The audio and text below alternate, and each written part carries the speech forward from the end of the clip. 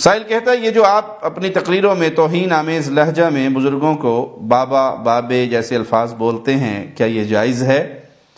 کسی قبر میں لیٹے بزرگ نے تو یہ نہیں کہا کہ آ کر مجھے سجدہ کرو، یہ تو کرنے والوں کی غلطی ہے، بزرگ کا کیا قصور ہے؟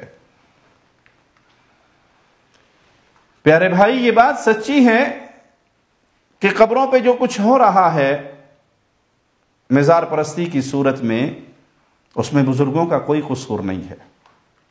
یہ ان کی دکانداری ہے، یہ ان کا دھندا ہے، جو مجاور بن کر بیٹھے ہوئے ہیں، جو اس خانقاہی نظام کو چلا رہے ہیں۔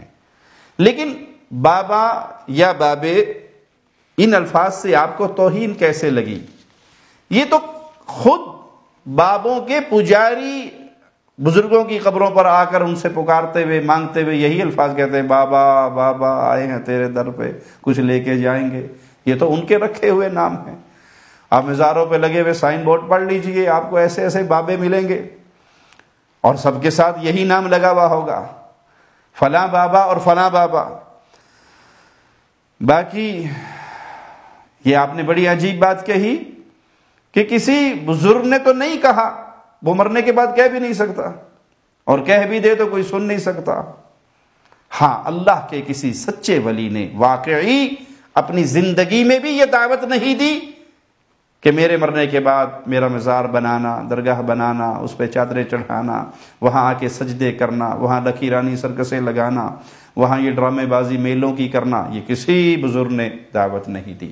ہم جب رد کرتے ہیں تو اہل شرک کی ان حرکات کا کرتے ہیں جو قبروں پہ، مزارات پہ، درگاہوں پہ، پیروں کی ٹھیلوں پہ آ کر اہل شرک کر رہے ہیں۔ اس میں بزرگوں کا کوئی قصور نہیں۔